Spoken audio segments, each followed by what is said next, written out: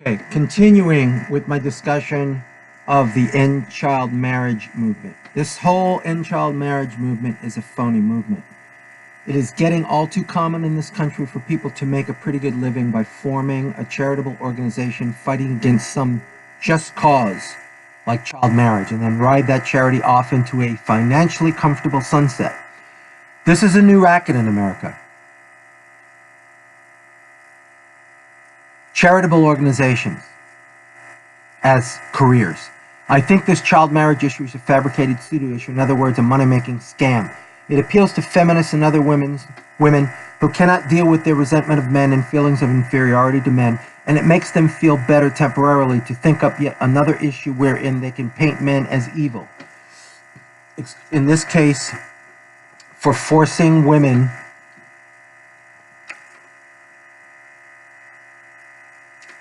poor innocent children into marriage before they even know what's happening to them.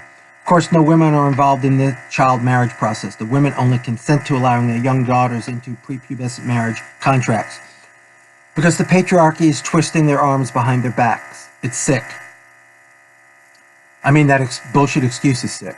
It's a parallel to female circumcision and genital mutilation, wherein the patriarchy forces women and young girls to undergo this barbaric process, when it is always women doctors who actually cut these girls' clits off, not men, not male doctors. But men are forcing them to do it, of course, forcing them, quote unquote. If I lived in a society wherein they were going to snip my daughter's clit off, she and I would disappear completely and reappear in another country where that practice is prescribed as it should be. So mothers are allowing this to happen to their little girls. So in reality, it is mothers who are failing or refusing to protect their daughters, not men, which make them evil, and just as evil as anybody involved in the procedure. Now, the child marriage liars are expanding their fight to marriage rituals in foreign countries like India and Indonesia, which shows me that they are going international because it is much easier to disguise and hide revenues from government and private sector agencies tasked with monitoring 301c charitable organizations when you start imposing your morality on third world nations. For someone like myself, who understands the hidden true motivations behind these organizations and their causes, it's sickening.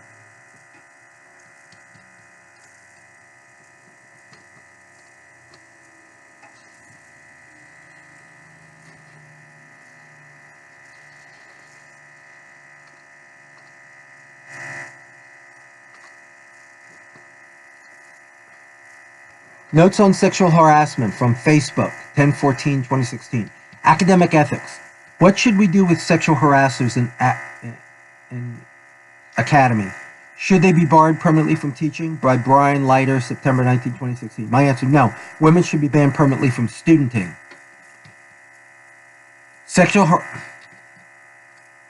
harassment is when Sexual harassment is when narcissistic women dress provocatively in inappropriate settings such as professional or pedagogical environments to attract male attention and/or female envy, or act flirtatiously in such environments. That's what this sexual harassment bullshit is all about. Feminism as ressentiment. The World Historical Global War on Testosterone. The group fantasy of feminism. Asexual reproduction in humans, which was started by feminism. Scary, dangerous offshoot. Analysis of John Cassavetes' movie A Child is Waiting. Tough love versus mother love. How to survive being raped by a woman. Holly Sklar. The feminization of America, the planet, and the universe. The era of Thelma and Louise. Jen Dahl. Women cannot do science. Period. Authentic masculinity and plastic feminism. And plastic femininity. No man, no baby. Camille Paglia. Rape and modern sex war. Steven Pinker. The truth cannot be sexist. The Nurse Ratched movement in America. Vassar boys. The phenomenon of Vassar boys. The status of the phallus in ancient Rome. John Steinbeck's misogyny. What's the origin of that? Curly's wife in Steinbeck's novel of Mice and Men. Phallology, which is a new science that I just invented, studying the male penis. Ridley Scott has a tiny dick. Diane Fossey and Jane Goodall as failed human females. An incomplete list of fake rape allegations. Feminism is the direct cause of the epidemic of homosexuality. Feminism is the result of the nexus of nihilism and ressentiment. The recent executive order allowing women in combat has one overriding motive: to bolster and buttress the delicate self-esteem of American women and their allies. Want to hear a fact that will shock you? This has been studied for decades now, and the same results replicated. No less than 87% of women who are raped have orgasms during the rape. Scary. What's the existential piece there? See, part of the problem is that this is a society deeply in hate with itself at every level, down to the walking, talking, breathing individual. American women especially are in deep hate with themselves. Many observers have concluded that what I call post-mortem America has, at least since the end of the 60s decade, which ended about 1975, is a nation of narcissism. Clarify Christopher Lasch, The Culture of Narcissism, Twenge and Campbell, The Narcissism Epidemic, or Robert Paine's The Corrupt Society. Women are the most narcissistic element of our population, it's sad to say. It's sad to say because their narcissism is having a real visible effect on our children. And this is one of the reasons that our children are walking around with purple hair and bones drilled through their septums, let alone walking into public schools with shotguns blowing their fellow students away, or worst of all, developing into homosexuals. And as every single person, body in this country will knows, but few will admit or recognize, homosexuality is an attachment disorder with severe narcissistic features. And there are very successful psychodynamic-based therapeutic interventions that modify and mollify this mental disorder.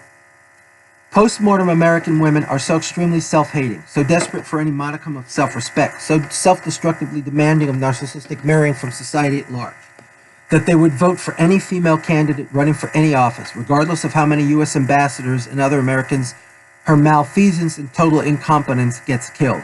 We all know who I'm referring to, hopefully. Regardless of how many times she seriously endangers national security with total stupidity, and then not only lies under oath about it to Congress, the FBI, etc., but then to offend America even further, openly admits to accidentally destroying evidence subpoenaed after receiving the subpoena, or how many foreign agents she peddles influence into our policy-making structures to, simply and completely for her and her husband's and now her daughter's personal gain. It's a bizarre moment in history that we have got to the point in this country where simply by touching somebody, you can be sentenced to prison for years. And when you get out, you're listed as a sex offender. But that's what our narcissism in general and the narcissism of our women, our mothers in particular, has brought about. Feminism is narcissism. Feminism is hate. Feminism is about revenge. Most of all, feminism is an expression of what 19th century German philosophers have dubbed ressentiment.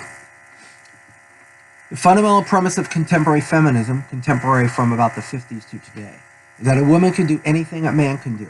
But if that is the truth, I don't understand what all this raging about rape is all about.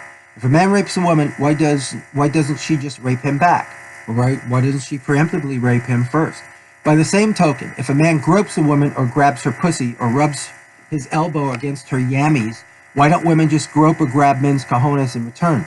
Same goes for men exposing themselves to women in public or making rude or offensive remarks to women or visually harassing women, or this is a new one, visual harassment. Where you look at a woman and you're harassing her, or sexually harassing women in general. We could have a really equal society if women would just grow a pair of balls and demonstrate the fundamental premise of feminism. You people are hilarious. This is an exchange with somebody somewhere, I don't even remember. You people are hilarious and pathetic. You never stop with your poses and your narcissist theater, and your grandstanding, and worst of all, your arrogant, condescending, minor soliloquies that all sound the same, spouting, well, I did this and she did that. You're not getting the point, or should I say you and all you are carefully avoiding getting the point. The point is that there is a conspiracy afoot in this society, put upon by angry women who have failed to resolve their penis envy. They, which probably includes you, but I don't know for sure with you, and I don't make final sweeping conclusive pronouncements about your personality or personal identity based on a few words, have rage and resentment toward men, many of whom, like myself, mostly feel sorry for them and for women's plight in the world, as John Lennon described it being the nigger of the world. Most women in Euro-American societies, which is now expanding to third world societies that are trying to become little mini Americas, become enraged at any mention of or view of any phenomena which might suggest that men and women are not equal, or that men can do big important things that women cannot, except for a few freak examples, which women like the cows and hens on Facebook will trumpet endlessly to hide or distract from themselves. The truth about life and about gender. What is this truth? That men are the dominant gender and women are the submissive gender. Women are the weaker sex, period. This is how our Mother Nature, designed it. This is how we evolved. Damn it. Sorry, I lost my place again. This is how we evolved maybe 20,000 years ago from now. That evolutionary result will diverge, with women being stronger, smarter, or more capable than men. Maybe, maybe not. But that is the reality where we are today. This is the reality of the now. Angry women cannot deal psychologically with, no pun intended with the now, psychologically with this truth. So they make up what I call Disneyland Dream World fantasy camp stories about how a woman can do anything a man can do, including serving successfully in combat.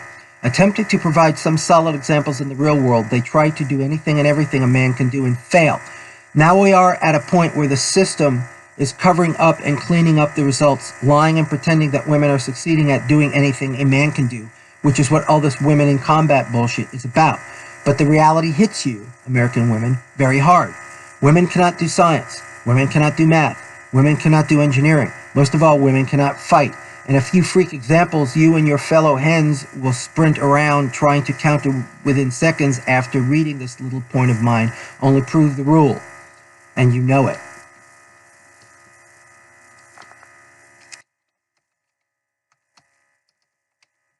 No.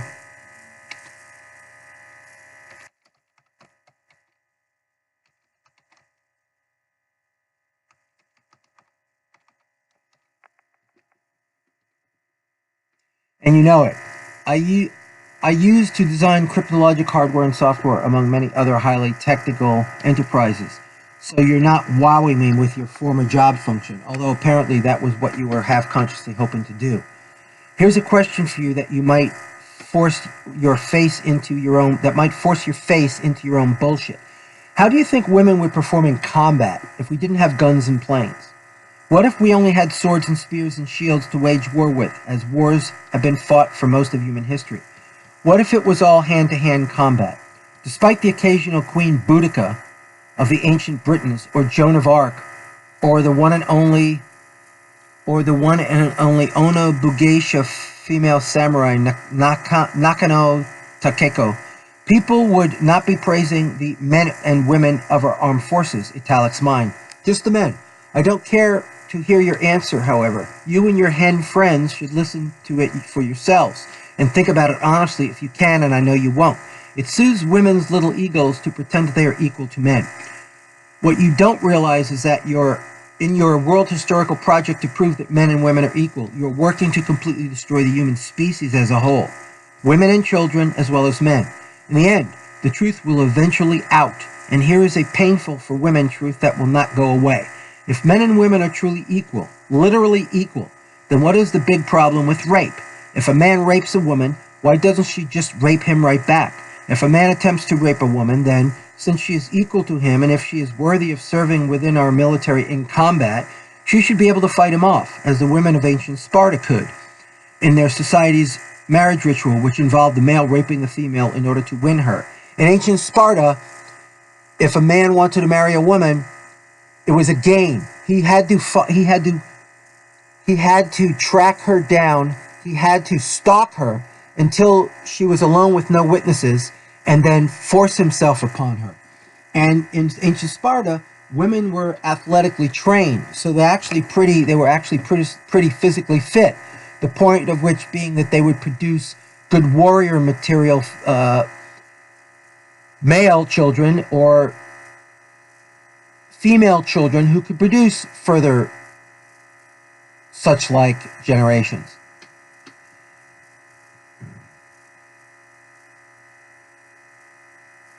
She should be able to fight him off, as the women of ancient Sparta did in their society's marriage ritual, which involved the male raping the female in order to win her.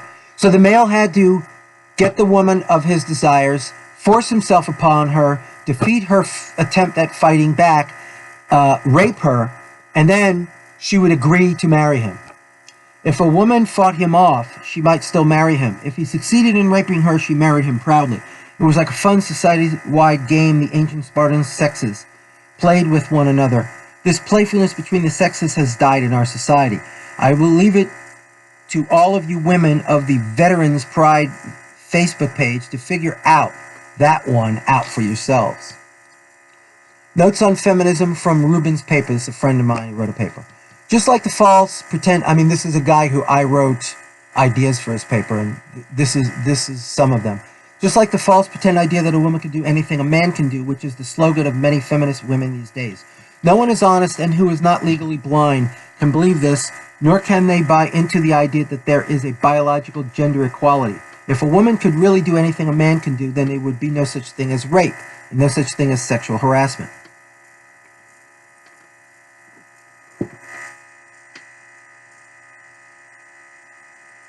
The idea that women belong in live combat situations in the military, especially in the Marine Corps, where we are the first to go and fight when hostilities break out, and so we are more likely to see most live combat in action than any other branches of the military, is a dishonest and make-believe pretend idea. The government passed this law a few years ago under Obama that women could fight alongside men in live combat, but they could pretend that such military could be near combat situations without actually in danger of receiving hostile enemy fire and getting hurt or killed. This allows politically correct and feminist sympathizing people to claim and pretend that a woman can do anything a man can do, but reality makes them dishonest liars. Imagine if we lived in a past country where there were no guns or tanks or flying aircraft or bombs. Imagine if all the combat was hand-to-hand, fought with swords, shields, and spears. Does anybody think that a woman could do whatever a man can do and survive in those types of situations?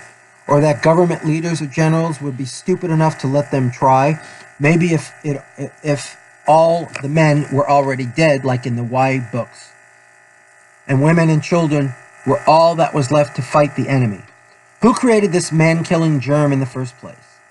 We would want to release such a deadly disease on mankind in the first place. Who would justify it? The theory of the book is that genetic engineering, this is ideas drawn from some book, like one of these stupid, wordless novels that they're coming out with now, pictorial novels. Who created this? Dr. Matsumori created the germ mainly because the Y chromosome in all mammals was rationally self-destructing for many centuries, and therefore the invention of cloning came right at the right time in human history.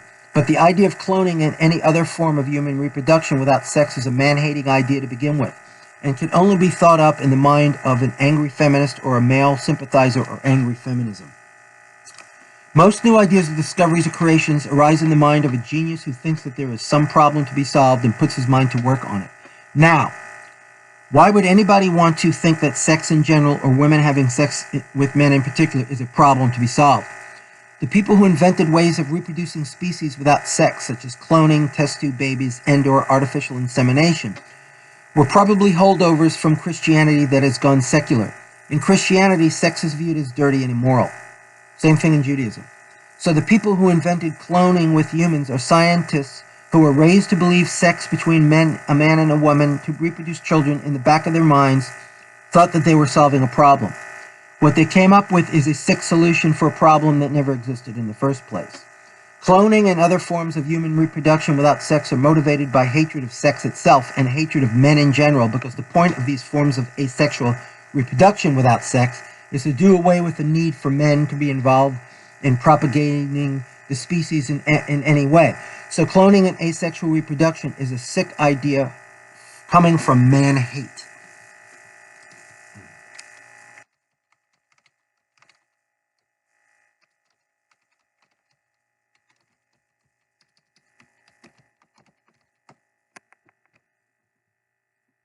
So I believe that gender roles up until recent years were clearly defined, but that angry, resentful leftist agitators have been trying to blur them for many years now. but they will ultimately fail because eventually Mother Nature will fight back. In our society today, men are still expected to be the primary breadwinner for the family, especially when the wife is pregnant and cannot work, and fight in wars and protect his women and children from physical danger and teach self-discipline and morality to his children, while women are expected to give birth to and nurture the children and make a home.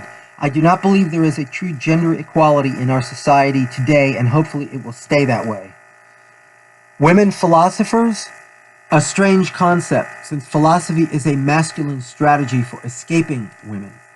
Women and pathological altruism. Quote from Kevin B. McDonald PowerPoint on white dispossession. Thank you for watching.